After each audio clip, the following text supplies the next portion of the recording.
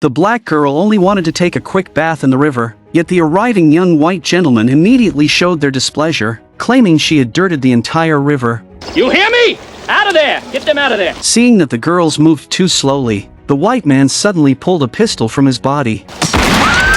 They scared, so they can't move. They better learn quick. Come on, niggers! At that moment, the young master who oversaw the black slaves rushed over after hearing the news. Seeing someone bullying what he considered his family's property, he hurried forward to stop them, but the other side continued to insult the young black girls with arrogant words about white superiority. The plantation heir was not intimidated at all, and he confronted them head-on. Soon the argument escalated directly into a physical fight. Seeing that their companion could not defeat the plantation heir, the other two men also joined the attack. Outnumbered and overwhelmed, James was beaten badly by them, watching his young master return with a bruised and swollen face. The black steward standing nearby could only look on helplessly, but he absolutely could not interfere in the matter. After James rode back to the plantation on horseback, he immediately went to the quarters where the black workers lived. Because he had a close relationship with a girl there and never cared about the difference in skin color or status, he willingly allowed Easter to treat his wounds. At first their friendship was innocent, because the two of them had grown up together since childhood. Sometimes when they playfully wrestled they would tumble onto the ground together, completely ignoring the racial barriers of that era. However, one day, the plantation mistress introduced her son to the daughter of a wealthy family. She hoped that through such a marriage alliance their family business would grow even stronger, but unexpectedly, while the young couple were strolling together, the noble young lady suddenly ordered Easter standing nearby to hand over a silk scarf. Easter did not hesitate, yet while running she accidentally brushed the scarf against the ground. This small mistake immediately triggered the young lady's displeasure. That's best French chiffon. Please don't do that.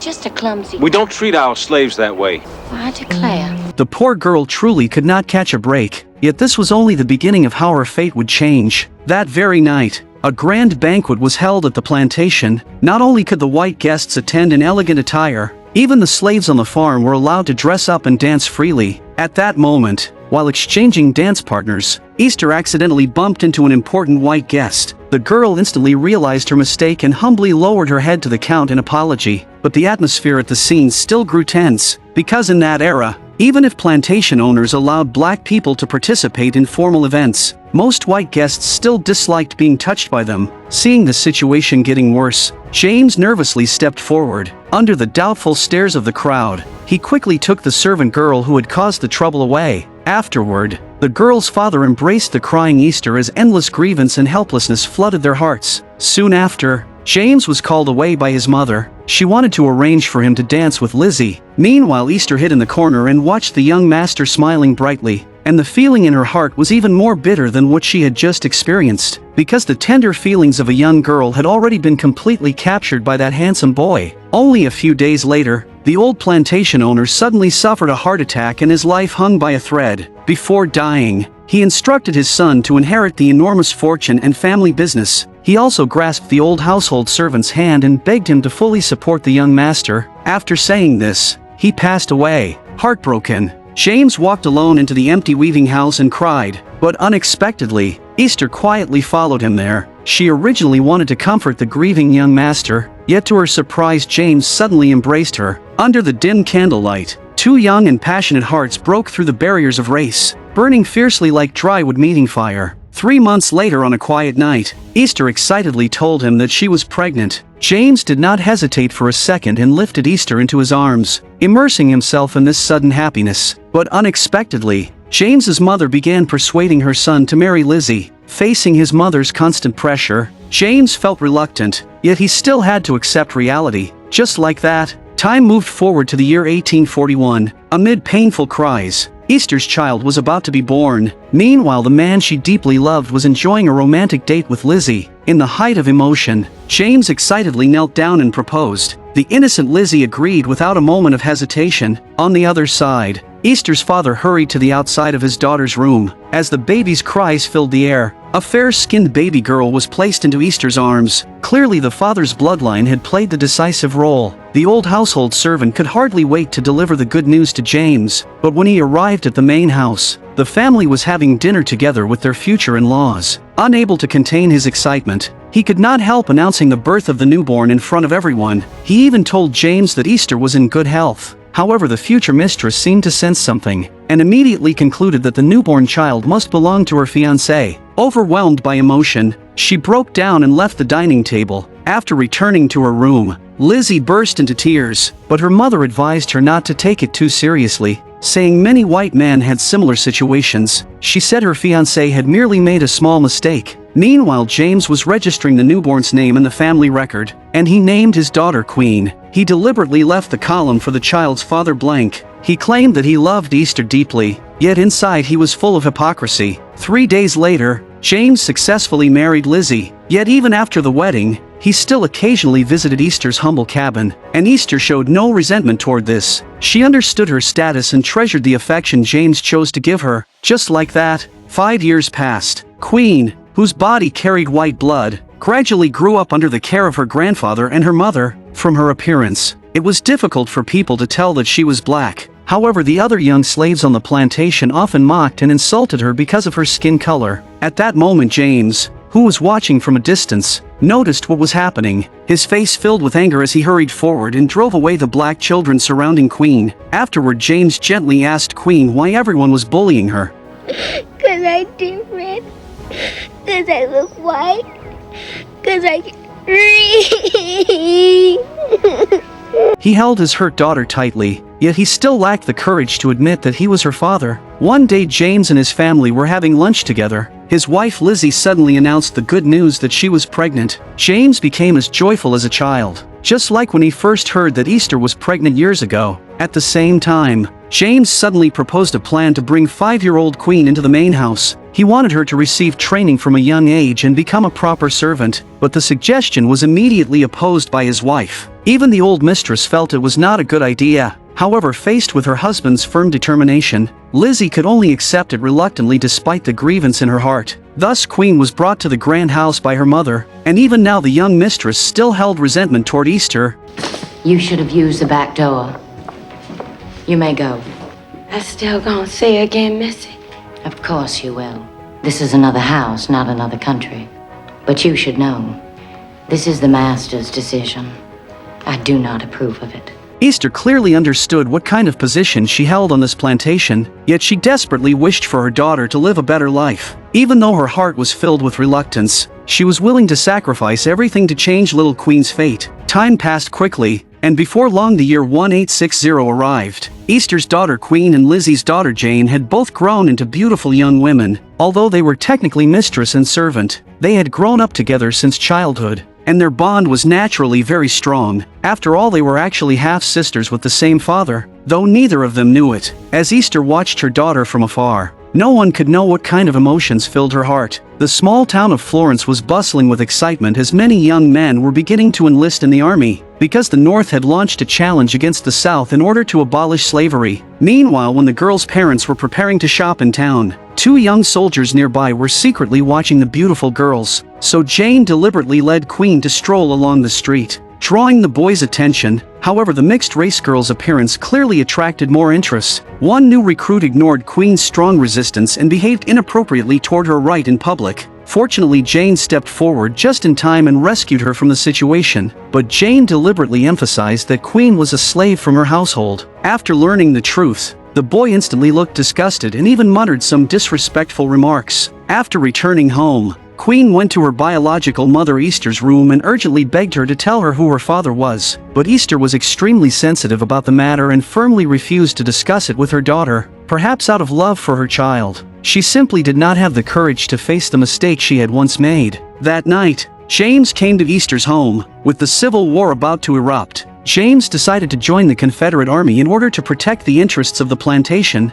and with this farewell, no one knew when they would meet again. Thinking about the cruelty of war, Easter could not stop tears from streaming down her face. But more than fear, it was her deep reluctance to part with the man before her. No matter how many grievances she had endured in the past, she still loved him deeply. The next day, the soldiers who claimed they would defend their homeland set out on their journey, resolutely leaving this large household behind. Watching James's distant figure fade away, Easter finally gathered the courage to tell her daughter that the man was her biological father. Time quickly moved to July 1861. The war between the North and the South had become extremely fierce. In a battle in Virginia, many Southern soldiers unfortunately lost their lives. James was also seriously wounded. At the same time, back in his hometown of Alabama, a sudden epidemic rapidly spread through the town of Florence. Young Jane was unfortunately infected and her life was hanging by a thread. Kind-hearted Easter feared that the young mistress might also become infected, so she firmly refused to let her approach the sick Jane and chose to care for the girl herself. What no one expected was that Queen and the old mistress,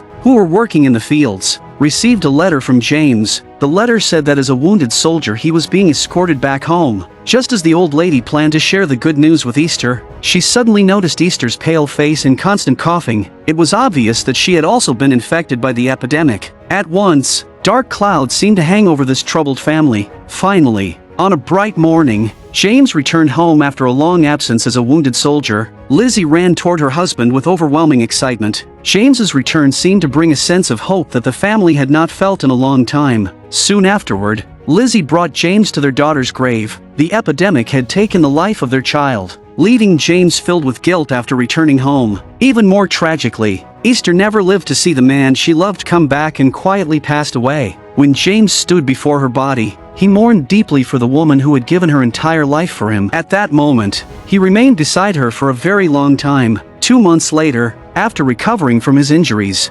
James quickly organized a regiment, was promoted to colonel, and immediately returned to the battlefield with his troops. Meanwhile, his plantation was about to face an unprecedented crisis. One day, a slave from the farm rushed in with a frightened expression and delivered terrible news. The Civil War had entered its final stage, and Northern troops had begun marching freely across Southern territory. They even searched James's home for food. Seeing this, the innocent Queen tried to step forward to stop them, but the girl clearly did not expect that the soldier behind her would suddenly attack her. Because of her striking appearance, even the officers standing in front of her behaved in a disturbingly casual manner toward her. Hearing the girl's cries for help, her grandfather rushed over, trying to stop the soldier's cruel behavior. However, when the officer learned that the girl was black, his brutality only grew worse, and he shoved the old man into a corner and began beating him violently. Despite the girl's desperate pleas, she could not stop the officer from brutally beating her grandfather. The officer even ordered his men to bring a wooden stick, then smashed it fiercely against the old man's head. The elderly slave Jack could no longer stand up again.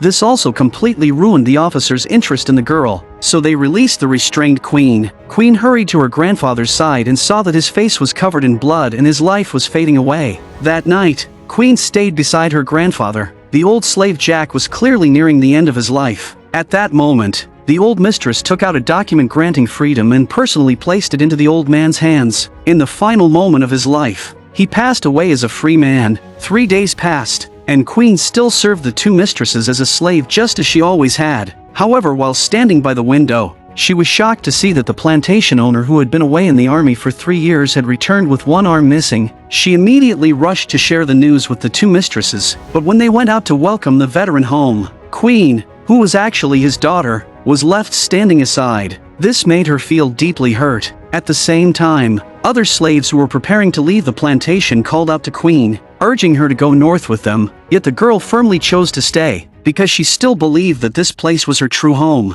That evening, Queen rode alone to a shop to buy food. By chance she encountered two idle men wandering nearby. Every move they made seemed filled with ill intentions toward the girl. Even the shopkeeper's wife spoke with open contempt toward Queen, treating her with insulting words because of her race. You tell him to come and see me himself, not to send some bastard slave girl. I ain't a slave no more.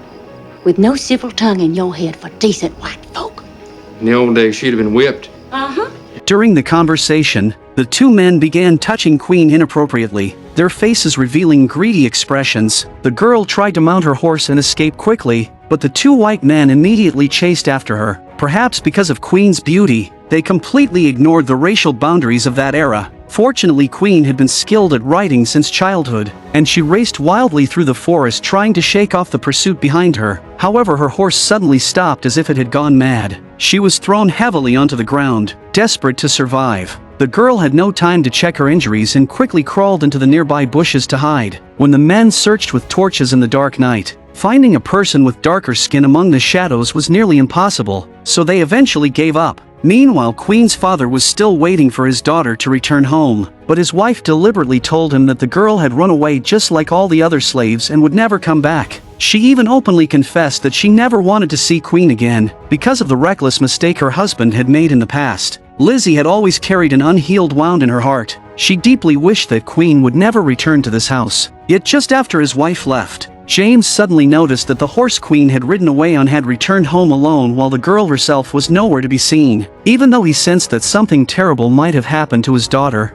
he still did not go searching for her immediately. Early the next morning, the girl finally dragged her battered body back home, but was the place she loved so deeply still willing to give her shelter? Lizzie showed no sympathy at all for Queen's return, not even offering a single word of concern, and instead blamed her for not preparing breakfast on time. At that moment the girl could no longer endure it, and after replying to the mistress with only a few words of resistance, she was immediately beaten by her. All the grievances that had been buried in her heart surged out like crashing waves. Queen could no longer suppress the anger within her. She no longer wanted to live as a slave in this household or continue enduring humiliation and mistreatment. She wanted to leave this place that had completely broken her heart and search for a truly free life. So she went to her mother's grave and said her final farewell with deep sorrow. When the old mistress learned that she intended to leave, she quietly offered a small gesture of help. Perhaps in this plantation that had already changed so much, only the old mistress still carried a trace of gratitude toward her. Soon after, Queen picked up the simple luggage Jane had prepared and walked away. But just as she stepped out of the plantation, she encountered her father returning home. When James saw that his daughter was about to leave, he looked surprised at first, but after a moment of thought he calmly accepted it. He did not even say a single word asking her to stay. Her father's indifference made Queen painfully realize how heavy the white blood flowing in her veins truly felt, and so she left with regret, leaving behind the home where she had lived for 20 years without any remaining attachment. After walking for an unknown amount of time, Queen's body grew extremely weak. Just to fill her stomach, she secretly stole a piece of bread from a wagon when a vendor was not paying attention, but such actions were clearly not a long-term solution. The next day, she slipped into a white charitable institution. Because her skin was relatively light, the supervisors failed to notice her true identity, but those who tried to sneak through without such luck were quickly exposed. While Queen was eating the donated food, she met a woman named Alice. She was also a light-skinned person of color, yet in reality she lived as a white woman. After a conversation, the two quickly became friends. Alice then brought Queen to her apartment and helped the girl wash and clean herself. She even taught her how to disguise her identity through clothing and appearance, allowing her to pass as white and enter upper-class society. When the moment felt right, they walked into an elegant aristocratic ballroom. Their Queen met Alice's gentleman friend named George. Through dancing, the two quickly became familiar with each other. After all, Queen was a beautiful girl. Later George even helped Queen find a job at a flower shop. It seemed that after leaving the plantation, the girl's fate had completely changed. Around the same time, she encountered a retired soldier named Digby. The two fell for each other at first sight. Digby's humor and charm quickly won the girl's heart. So on a romantic night, Queen accepted the man's proposal, but when Queen shared the news with her friend Alice, the woman immediately insisted that such a marriage could bring serious danger. She strongly urged Queen to break off the engagement. Taking her friend's advice, Queen went to her boyfriend's residence intending to explain everything clearly, yet faced with Digby's sweet words, she struggled painfully inside and could not bring herself to speak. At that moment, her boyfriend proudly told Queen that he had already written a letter to her father. Hearing this, Queen instantly felt as if her soul had been pulled away, and she fainted in terror. When the girl regained consciousness, her boyfriend behaved like a gentleman, carefully tending to her, but suddenly everything changed. Driven by an overwhelming sense of possession, Digby ignored Queen's fierce resistance and forced open her dress. He intended to take control of her body that very night. In order to stop him from going further, she blurted out that she was black. The moment Digby realized he had been deceived by a black woman, he flew into a rage and slapped Queen violently across the face. Yet even this did not stop him from continuing his actions against her. Queen resisted again and again, only to be beaten repeatedly without mercy. In this way, the young girl was violated by the shameless white man before her. In the dark night, her body trembled as she endured the torment alone. Her shattered heart felt like a bottomless abyss quietly swallowing her life away. Soon afterward, the helpless Queen returned to her friend Alice. She had hoped to find some comfort there, but when Alice learned what had happened to her, a look of disgust immediately appeared on her face. In order to protect her own status and reputation, Alice decisively demanded that Queen leave. Even though Queen cried and begged her friend to let her stay, she could not escape the fate of being driven away. The next day, Queen wandered along the countryside road in despair. She even sought help from escaping black people she encountered, yet the world proved to be painfully cold. Even though they shared the same blood, she received not a trace of sympathy. After walking for an unknown amount of time, the exhausted queen arrived at a place where a group of black people had settled. Everyone stared at the girl whose skin appeared both pale and dark, their faces filled with confusion. At that moment, a woman in the crowd felt pity for her and kindly served her a bowl of porridge. But just as Queen was about to enjoy the hard-earned food, then eat that, white bitch. the insults that followed still did not make her give up the chance to fill her stomach. She devoured the corn in large bites, because when survival is at stake, appearances no longer matter. Late at night, while Queen was sleeping in the horse stable, a burst of loud shouting suddenly woke her. She quickly looked around and saw a group of attackers carrying torches rushing toward the houses where the black families lived. The woman who had insulted Queen earlier was screaming and crying in despair, because their homes had all been burned down by these attackers. Not only that, her husband had failed to escape in time and was consumed by the flames, dying painfully in the fire. Queen hid nearby and did not dare make a single sound. Even as she endured the burning heat around her, she refused to risk being discovered by them. The terrifying night finally passed, yet Queen's road ahead was still filled with hardship. She collapsed into muddy water like a stray dog, feeling the helplessness of the world more deeply than ever. Eventually she wandered into a black church hall by accident. Seeing people who looked completely different from herself, she felt overwhelming helplessness and cried out desperately for help.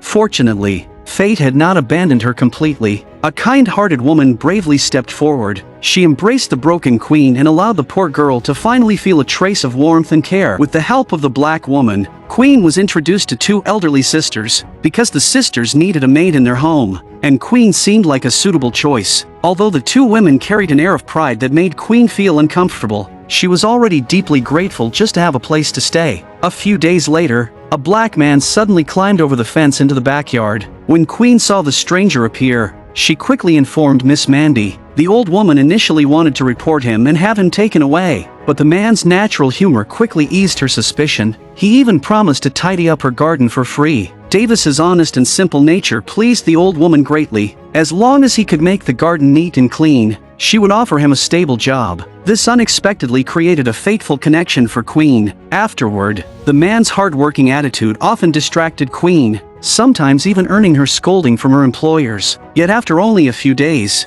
the relationship between them became close. The scars on Davis's back from the days when he had been a slave filled the girl with sympathy. That evening, Queen prepared a rich dinner for Davis. The two talked about many things together. From the girl's shy expression, it was clear that she had fallen in love with the hard-working man. The next day while Davis worked, the girl again brought him water. She even gently offered her young hands to help ease his fatigue. Their relationship grew deeper because of this. So in the quiet of the night, the two gave themselves completely to each other. Just like that, 3 months passed. While serving the two mistresses, Queen secretly slipped some biscuits from the plate into her pocket. Unfortunately, this small action was discovered by her employer. Not only was she harshly scolded, but it also left a negative impression in the mistress's mind. In truth, Queen had hidden the extra food only to give herself some nutrition, because she was already carrying her boyfriend's child. Moreover, her boyfriend, who always dreamed of something greater, asked Queen to run away with him. He wanted them to travel north where they could enjoy freedom and pursue a life without restraint. But the woman who had once helped Queen firmly rejected this idea on the girl's behalf. She believed Davis was too selfish. Knowing Queen was pregnant yet still wanting to wander away in search of adventure, however, Queen agreed without hesitation because she wanted to follow the man she loved. It was difficult to understand why she would leave a place where she had work, food, and shelter without worry, but could the so-called freedom truly guarantee a smooth path ahead? Next, while the two mistresses were not paying attention, Queen quietly picked up Jane's suitcase. Before leaving, she took some dry food, said goodbye to the woman who had helped her, and happily headed toward the train station to meet her boyfriend. Unfortunately, Queen waited at the station for a long time and never saw Davis appear. Somehow, it felt as though she had once again been abandoned by the man she loved. With a heavy heart, she had no choice but to return to the place she had just left. When the two old women learned the truth, Miss Mandy immediately labeled her as a woman of loose character and immoral living. Yet because Queen was pregnant, they did not drive her away and instead chose to keep her there. Just like that, 6 months passed. As Queen was about to give birth, the two elderly women acted as midwives and witnessed the birth of a healthy baby boy, because the two sisters had never married in their entire lives, let alone had children of their own. Even though the baby was black, they adored him deeply. Queen wanted to name her son David, but under the insistence of the old women,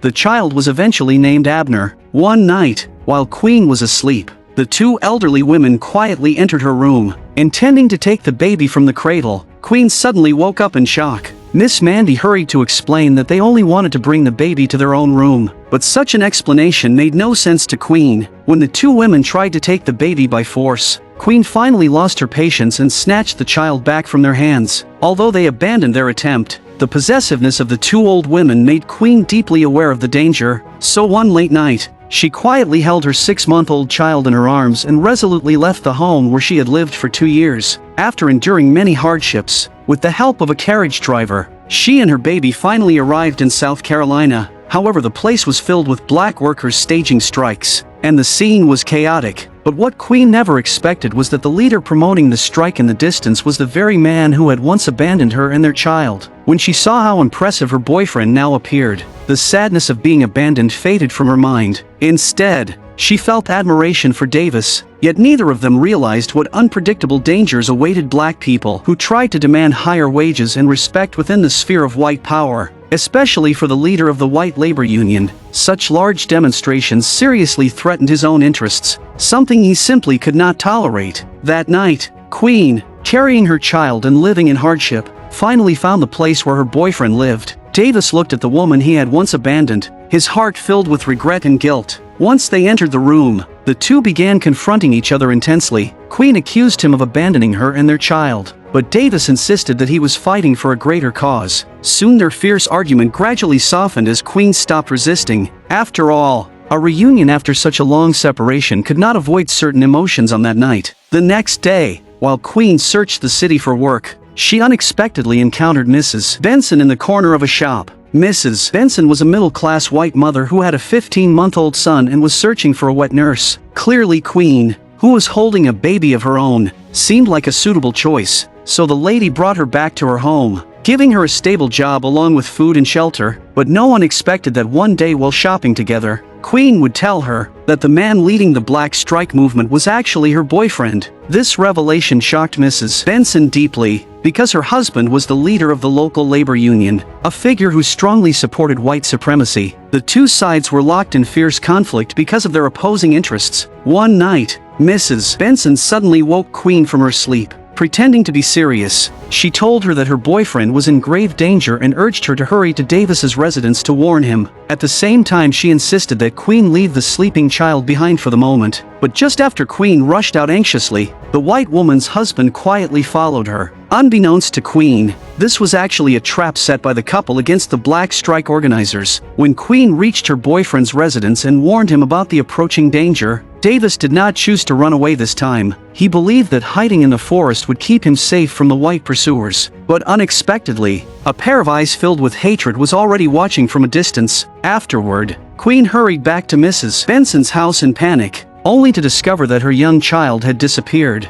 He isn't here, Queen. Abner's doing God's work tonight. From the woman's words, it became clear that Abner had been taken away by her husband as a bargaining tool. Only then did Queen realize the truth. But it was already too late. Sure enough, the group supporting white supremacy soon arrived at the place where Davis was hiding. The leader held Queen's child in his arms, intending to force Davis to surrender through this cruel method. When Davis walked out with a weapon and saw the man holding up his own son with a triumphant smile on his face, he had no choice but to drop the gun in his hands. Soon afterward, the men tied a rope around Davis and hung him from a large tree, then poured gasoline over his body. They planned to burn the child's father alive right before the eyes of his young son. By the next morning, Davis had already become a charred corpse. Queen collapsed to the ground screaming in grief, unable to believe what had happened before her eyes. Fortunately, her 2-year-old son Abner had not been harmed and was left in a wooden chicken cage placed beneath his father's body. Queen picked up the young child and at that moment heavy rain suddenly began to fall from the sky. Despair swallowed every beautiful dream she once had, but for the sake of her child, she had to keep living. Soon the mother and son boarded a small wooden ferry near Hardin County, Tennessee. There she happened to meet the operator Alec and his son Henry. Although Queen told him she intended to continue traveling north, the man advised her to head south instead, because the north only meant cold weather and cold-hearted white people. But Queen did not agree with him. Everything she had experienced in the past had filled her with suspicion toward the kindness of strangers. Even so, Alec still helped introduce her to a job as a housemaid. After all, a lonely mother and child without income would find it difficult to survive in this place. Because Queen worked diligently and responsibly, she quickly gained the approval of her white employer. Yet when she thought about her painful past, even when the master praised her, she responded with resistance and an unfriendly attitude. This uneasy emotion soon caused a scene. One evening the employer invited several important guests to a dinner party at the house. During the gathering, a black maid accidentally knocked over a glass of water and was immediately insulted by one of the guests. My sister's something wet. Sorry, your cloth, you stupid nigger. You ain't have no right calling other people names when you don't know nothing about them. My pappy was white, and his before him, and they came from Ireland. I got more Irish blood in me than anything. I may not look Irish, but that's what I am. And if when you go shaking your family tree, you just may find you got a little itty-bitty bit of Negro blood in you too. And if you ain't, that ain't give you no right to go calling other people names. Sharp and vicious words left the white lady of the house speechless and made Queen's employer lose face in front of everyone. If this had been the old days of slavery, the maid would surely have been whipped. After the dinner ended, the white master confronted Queen and accused her of speaking improperly. He demanded that she control her emotions or she would be dismissed. Even so, Queen still believed she had done nothing wrong. Another black maid could not stand it any longer and angrily told Queen that Mr. Cherry was a good master. When Queen had been at her lowest point, he had given her a place to live, yet she had failed to understand her own situation and did not know her proper place. After saying this, the maid stormed away in anger. The next day, while Queen was cleaning the house, Alec, who had helped her many times before, tried to start a friendly conversation with her, but Queen simply turned her head away. Such cold behavior made the single Alec feel quite hurt. However, Queen's 4-year-old child seemed very interested in the warm-hearted middle-aged man and quietly followed him.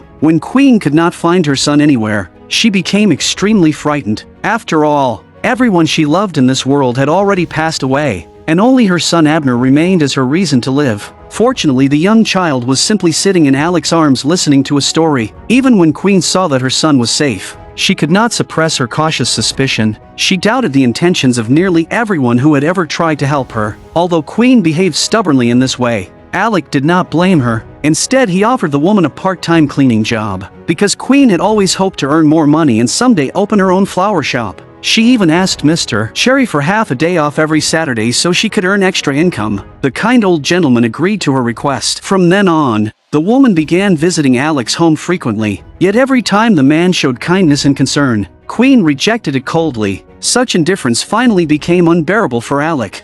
You think I'm gonna bite you or something?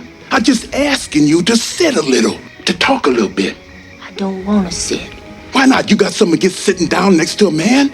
You so scared of people? You ain't have no right to talk to me like that. He accused Queen of being a soulless and foolish woman. He said it was as if she hated the entire world simply because life had treated her unfairly. Facing the man's sincere criticism, Queen did not argue back. Instead, she realized that she might truly have gone too far. So she walked toward the angry Alec and began trying to speak with him. After some time passed, Queen finally let go of the burden in her heart. When facing Mr. Cherry, she was no longer arrogant or rude, and her face carried more energy and confidence. Even the old gentleman was surprised by the change. As time passed, the relationship between Queen and Alec gradually shifted from strangers to friends, and eventually grew into a romantic bond. In the end, they entered into marriage together. Mr. Cherry saw off the beautiful bride, surrounded by many black friends offering their blessings. Queen finally experienced a true moment of happiness. Within a year of marriage, they welcomed a healthy baby boy. Queen named him Simon. Both husband and wife placed great hopes on the child. Time passed quickly, and before long 12 years had gone by. When Simon completed the 6th grade, Many black students in North America would usually leave school at this stage and begin working full-time in the fields. Simon's two older brothers had done exactly that, but Simon's teacher personally came to visit Queen and said that Simon was the most outstanding student in the entire district. He hoped the boy could continue his education.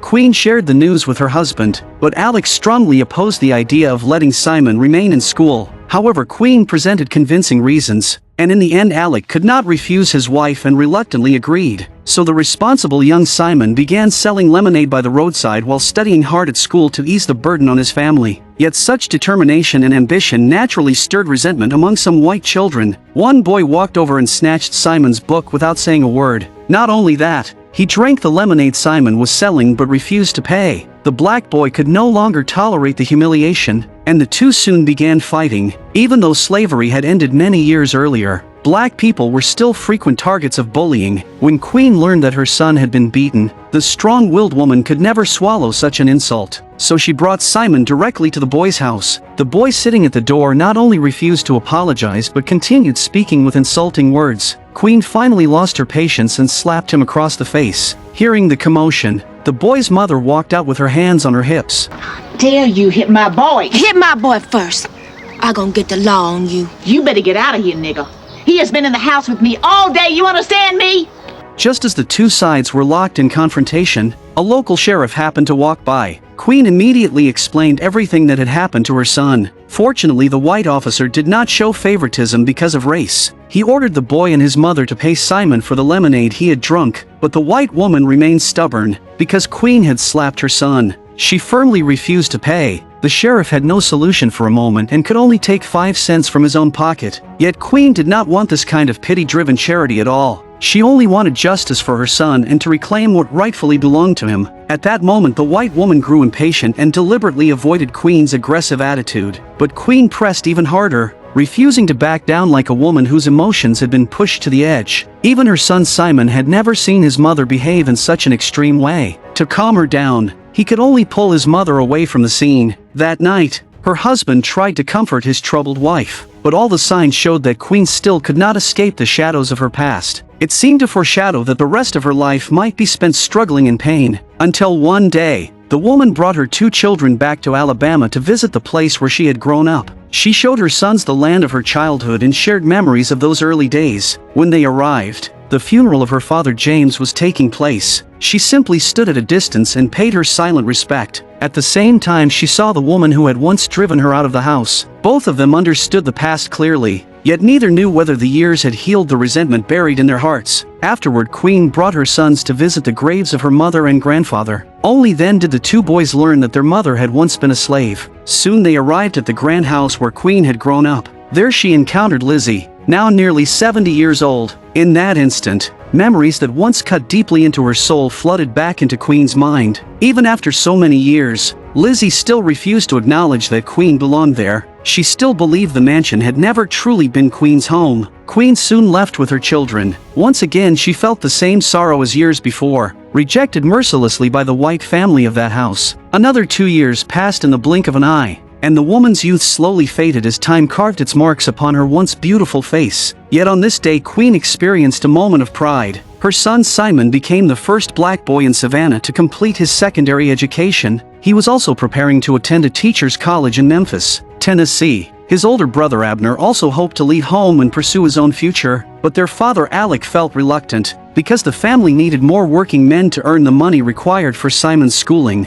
Hearing this explanation, Queen was clearly dissatisfied with her husband and suddenly lost her temper. In anger, she blurted out to Abner that Alec was not his biological father. At that moment, the husband's heart sank, although Queen had not meant to reveal it and quickly apologized. Her words still wounded the man deeply. Watching his father walk away from the house in silence, Abner stood there helplessly. From that day on, the woman began to show signs of severe anxiety and restlessness. One day, while she was adding wood to the cast iron stove, she accidentally started a fire. Soon the flames spread quickly to her dress. Queen struggled outside screaming for help and ran frantically into the nearby woods. Eventually, 2 passing men discovered her. Although the flames on her body had been extinguished and she appeared to have only minor injuries, the father and son quickly realized that her mind had become unstable. All the tragedy she had endured throughout her life finally pushed her mind beyond its limit. The passers-by carried Queen back home. Her two sons watched as their trembling mother stepped down from the wagon. Her husband could hardly believe the scene before his eyes. His wife had completely lost her sanity and could not even recognize the people closest to her. The next day, Alex sent her to a mental health institution in Bolivar, Tennessee. The scene inside the facility was heartbreaking. Patients who had lost their minds wandered around Queen like lifeless shadows. Queen was terrified and did not know how to express the pain within her heart to her husband. Yet perhaps this was the only place where she could receive treatment. Soon the woman was taken into a frightening room. It appeared to be a procedure every patient had to experience. Two staff members placed her on a wooden bench and tightly restrained her hands so she could not move no matter what happened. Not far in front of her, a doctor calmly watched everything unfold. Soon the confused Queen began struggling desperately. When she looked up and saw the large nozzle above her head, the staff had already turned on the pressure valve. A powerful blast of cold water instantly soaked her entire body. This was a common method used in the late 19th century to treat mental illness. Every patient had to endure it, a practice both cruel and inhumane. After spending several miserable weeks in the asylum, Queen asked Mr. Sherry to come visit her. The old gentleman felt deep sorrow seeing the girl who once carried such a bright smile reduced to this state. In only 6 years, everything had changed completely. Queen told her former employer that she and her husband had given all their savings to support Simon's education, so she knelt beside the old man with quiet desperation and asked Mr. Sherry to lend her some money. She wanted her eldest son Abner to have the chance to pursue his own dream. After hearing Queen's story, Sherry agreed without hesitation. Faced with this employer who had always helped her and still showed such generosity, Queen broke down in tears. Perhaps not every white person in the world was cold and heartless. She expressed her deepest gratitude to the old gentleman. A few days later, through sincere pleading, Queen convinced the doctors at the institution. They allowed her to return home briefly before her sons departed on their journeys. After receiving permission, her husband quickly drove a carriage to bring Queen back to the home she had long been separated from. Soon the couple brought Abner and Simon to the ferry crossing and boarded a boat that slowly passed across the Tennessee River. They then placed their sons onto the carriage heading toward Memphis, watching them disappear into the distance as they set off to pursue their own dreams. After the boys left, Queen and her husband returned home. The weathered couple sat side by side on the front porch. For the first time, Queen told her husband about the life she had once lived, beginning with the harsh days when she was a slave on the plantation. And with that, the turbulent story of Queen finally came to an end. This drama was adapted from a historical novel published in 1993 by Alex Haley. It tells the story of an American family. As the illegitimate daughter of a plantation owner and a slave, Queen's light skin became her original burden. Her father recorded her anonymously in the family record, making her both a stain on white privilege and a symbol of black suffering. Her mixed heritage forced her to endure rejection from both sides. On the plantation, she was mocked by black people for appearing too white. Yet after escaping, she was treated by white society as an imposter. The so-called freedom was only another form of violence. After the Civil War, she became a subject of cultural control within white households. The flames of white supremacy turned her lover's life to ashes, while the cold water therapy of the asylum stripped away her final dignity. Every rebirth in her life only pushed her into a more hidden system of oppression. Her madness became the ultimate accusation against a hypocritical era. The moment she watched her sons depart revealed the most brutal truth. When skin color remains an original sin, the very breath of the survivor becomes living evidence of historical violence. Queen was never just one person, but the echo of countless souls crushed by the system. On the gallows of race and class, no one could live completely innocent. I am a movie enthusiast. Thank you for watching, and see you next time.